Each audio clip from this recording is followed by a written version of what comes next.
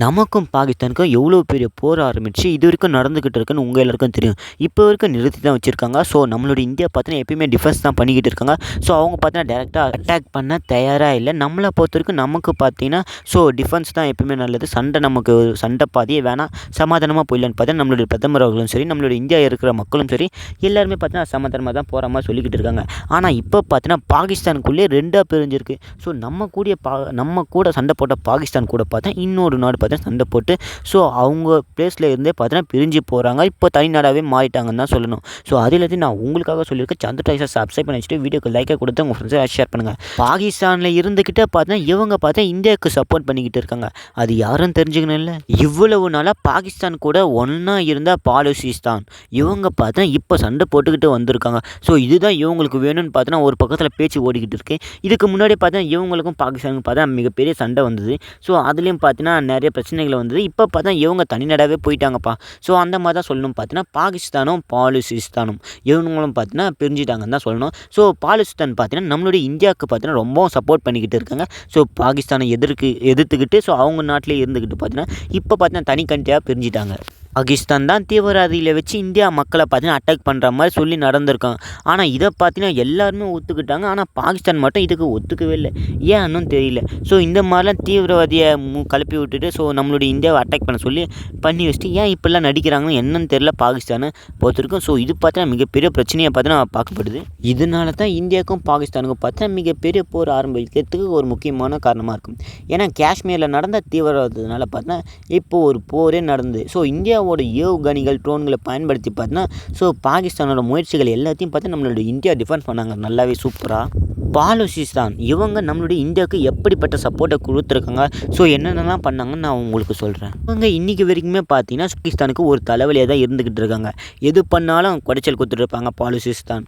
அந்த மாதிரி தான் நடந்துக்கிட்டு இருக்கு. ஏன்னா இவங்களை பொறுத்தவரைக்கும் எங்களை தனி நாடாக விடுங்க, ஃப்ரீயாக விடுங்க, எங்களுடைய வாழ்க்கையை எங்களுக்கு பார்த்து தெரியும், எங்களுடைய மக்களை நாங்கள் பார்த்துக்க தெரியும்னு பார்த்தீங்கன்னா சொல்லி பிரிஞ்சு போகலான்னு பார்த்தா ரொம்ப நாளாக கஷ்டப்பட்டு இருந்தாங்க.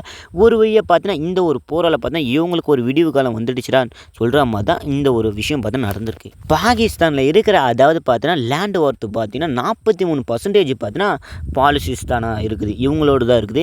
ஆனால் ஆட்சியம் பண்ணுறது ஃபுல்லாக பாகிஸ்தான், முக்கால்வாசி பார்த்தா இவங்கள் தான் இருக்குது. இந்த மாதிரிலாம் ஏன் பண்ணுறானுங்க இவனுக்கு? தீவிரவாதத்துக்கு ஒரு அளவே இல்லையாடான்னு சொல்கிற மாதிரி தான் இருந்துக்கிட்டு இருக்கு. இந்த லேண்டு மட்டும் இல்லை, அங்கே பார்த்தா 80% ஆஃப் கனிம வளங்கள் பார்த்தா இருந்துக்கிட்டு இருக்கு. இதையும் பார்த்தீங்கன்னா பாகிஸ்தான் தான் கண்ட்ரோல் பண்ணிக்கிட்டு இருக்காங்க. எங்ககிட்ட இவ்வளோ ப்ராப்பர்ட்டி இருக்குது, நாங்கள் ஏன் பாகிஸ்தான் கூட ஒன்றா இருக்கணும்?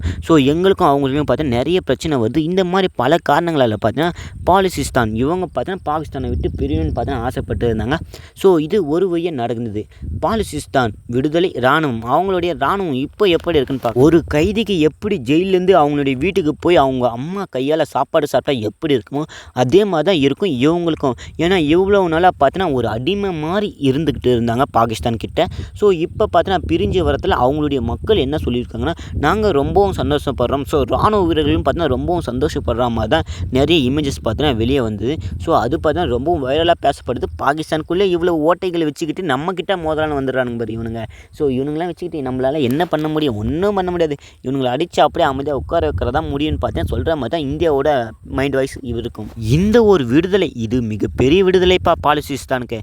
அதனால் என்ன பண்ணுறாங்கன்னா நம்மளுடைய இந்தியாவுக்காக பார்த்தா சப்போர்ட் பண்ண ஆரம்பிச்சிட்டாங்க.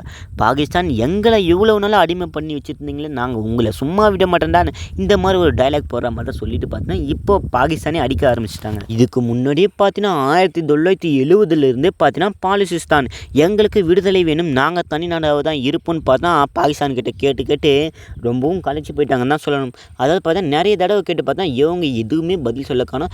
எங்களுக்கு கீழே தான் இருக்குன்னு பார்த்தா சொல்லியிருப்பாங்க. கிட்டத்தட்ட 2000 ஆண்டு பார்த்தீங்கன்னா பாலுசிஸ்தான் விடுதலையோட அவங்களுடைய படையை பார்த்தீங்கன்னா ஆரம்பித்தாங்க. பழைய கிளர்ச்சியாளர்களை வச்சு பார்த்தீங்கன்னா போராட்டம் பண்ணவும் ஆரம்பித்தாங்க. இது எதுவும் சரிப்பட்டு வரல. அதுக்கப்புறம் என்ன நடந்தது? 2006 ஆண்டு பார்த்தீங்கன்னா ஒரு குழுவை பார்த்தீங்கன்னா பாகிஸ்தான் கிட்ட தடையே செஞ்சுட்டாங்க. அப்புறம் என்ன தான் நடந்தது?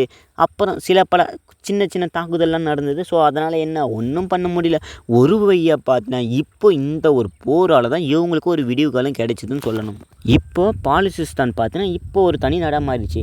இப்போ அங்கே இருக்கிற மக்கள்லாம் என்ன ஃபீல் பண்ணிக்கிட்டு அவங்களுடைய ஃபோட்டோஸ்லாம் என்ன பண்ணியிருக்காங்கன்னு பார்க்கலாமா?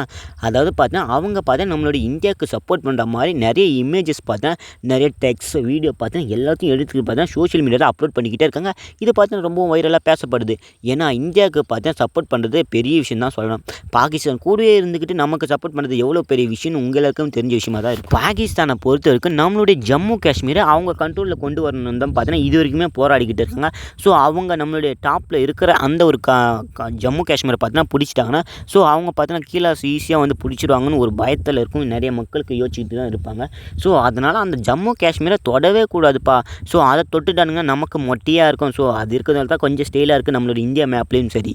ஸோ அதனால் அதை தொடவே கூடாதுப்பா. நம்மளுடைய மோடி பார்த்தீங்கன்னா என்னென்னவோ பண்ணிக்கிட்டு இருக்காங்க. ஸோ இதுக்கு நம்ம ராணுவ வீரர்கள் பார்த்தீங்கன்னா ரொம்பவும் சப்போர்ட் பண்ணியிருக்காங்க. அவங்களுக்கும் என்னுடைய தேங்க்ஸை நான் சொல்லிக்கிறேன். ஸோ நீங்களும் இந்திய குடிமகனாக இருந்தால் மறக்காமல் தேங்க்ஸ் சொல்லுங்கள். ஸோ முக்கியமான விஷயம் தான் இந்த ஒரு வீடியோ பிடிச்சா மறக்காமல் லைக்கை கொடுத்துட்டு இந்த பாலிஸ்தான் சப்போர்ட்டை நினச்சி நீங்கள் என்ன சொல்கிறீங்கன்னு மறக்காமல் கமெண்ட் சொல்லிட்டு வீடியோ பிடிச்சா லைக்கை கொடுத்துட்டு உங்கள் ஃப்ரெண்ட்ஸில் ஷேர் பண்ணிட்டு மறக்காமல் சப்ஸ்கிரைப் பண்ணிச்சுங்க. பாகிஸ்தானை எதிர்க்கவங்க எல்லாரும் கமெண்ட்டில் சொல்கிறீங்க.